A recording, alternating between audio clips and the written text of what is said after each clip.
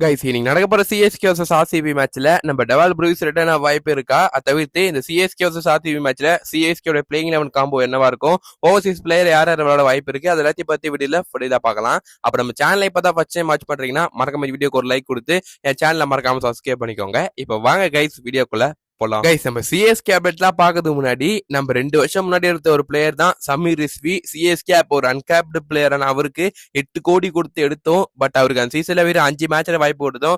56 run தான் அடிச்சாரு. Last season Delhi அவர் 95 lakhs கொடுத்து எடுத்தாங்க. அந்த போன சீசன்ல லாஸ்ட் மேட்ச்ல கலக்கி player of the match award வாங்கினாரு. அண்ட் எங்க விட்டாரோ அங்க தொடங்கியிருக்காரு சீசனை. 2 match 2 player of the match award வாங்கியிருக்காரு. ஒரு மேட்ச்ல 70 அகேன்ஸ்ட் லக்னோ. இப்ப நேத்து மேட்ச்ல மும்பை மாரி கடபார போர்டிங் லைன் அகேன்ஸ்டா ஒரு 90 அடிச்சிருக்காரு. So well played Sameer Rizvi. இந்த மாதிரி பிளேஸ் சிஎஸ்கே மேனேஜ்மெண்ட் பேக் பண்ணல. கண்டிப்பா சமீர் ரிஸ்வில சிஎஸ்கே பேக் பண்றலாம். Guys most of the CSK fans Stephen Fleming மேல கோவமா தான் இருப்போம். ஏன்னா நல்ல பவுலர் ஒருத்தர் ஆக்சுவலா சிஎஸ்கே டீம் எடுக்கல. கண்டிப்பா அதை பத்தி நம்ம ஸ்டீவன் பிளேமிங் கிட்ட பிரஸ் கான்ஃபரன்ஸ்ல கேட்டதுக்கு அவர் என்ன சொல்றாருன்னா, நான் ஒரு சில பவுலர்ஸ் இது பண்ணி வச்சிருந்தோம். ஆனா அவங்களா அந்த டைம்ல ஃபார்ம்ல இல்ல.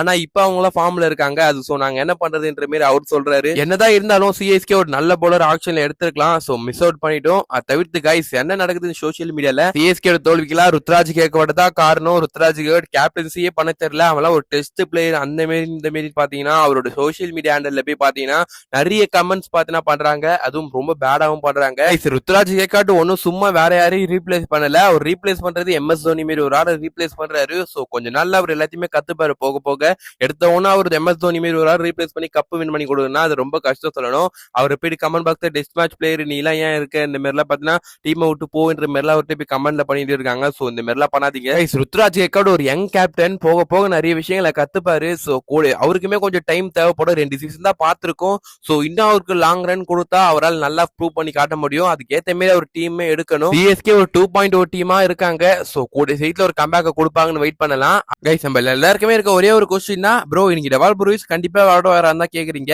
கைஸ் அதுக்கு பாசிபிள் இப்போதைக்கு கம்மியா தான் இருக்கு. நம்ம டெவால் ப்ரூஸ் எப்ப ரிட்டர்ன் ஆக போறாருன்னு நம்ம ரெப் ஸ்போர்ட்ஸ் பார்த்தா இப்ப அப்டேட் பண்ணிருக்காங்க. அவங்க என்ன சொல்லியிருக்காங்கன்னா, நம்ம டெவால் ப்ரூஸ் இன்னைக்கு நடக்கிற ஆர்சிபி மேட்ச் விட மாட்டாரு.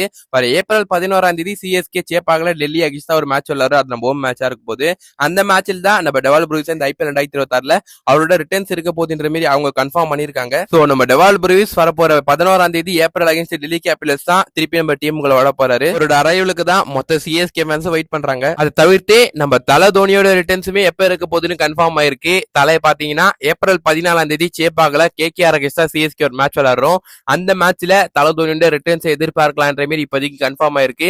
அதுவுமே ஸ்போர்ட்ஸ்ல தான் சொல்லியிருக்காங்க. சோ இவங்க 2 பேருமே பாத்தீங்கன்னா ஒருத்தர் ஏப்ரல் 11 பிரேவிஸ் வராரு.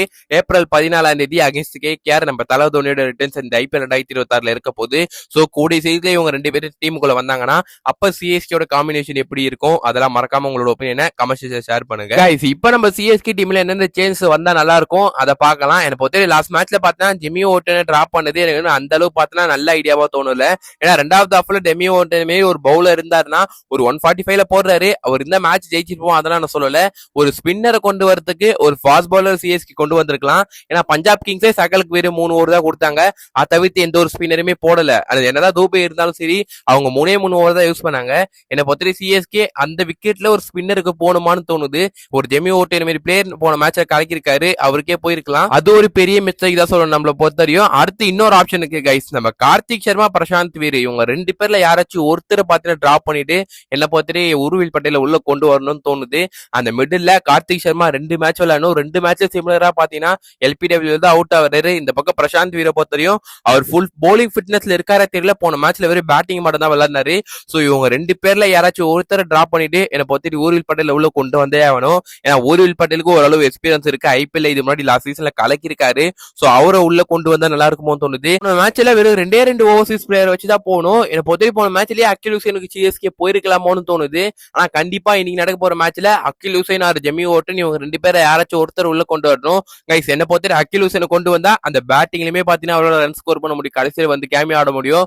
பவுலிங்லயுமே பவர் பிளேலயே ஒரு வச்சு நம்ம போடலாம். பவர் பிளேல ஒரு கலீல் போட்டாருன்னா அவருக்கு இவர் இந்த பக்கம் டைட்டா போட்டா அந்த பக்கம் விக்கெட் விழுவும். சோ கலீல் அஹமது அந்த நம்ம அகில் ஹுசைனுக்கு காம்போவை பவர் பிளேல நான் எதிர்பார்க்கிறேன். அப்படி எங்களுக்கு ஓவர்சீஸ் ஆப்ஷன் போவேனாப்பா சிஎஸ்கே நினைச்சாங்கன்னா ஆனா ஷேயஸ் கோபால் மீது ஒரு பிளேயர் இருக்காருங்க, அந்த சின்னசாமி ஸ்டேடியத்தை கரைச்சு குடிச்சிருக்காரு. அவர் பிறந்து வளர்ந்ததே அங்கதான்.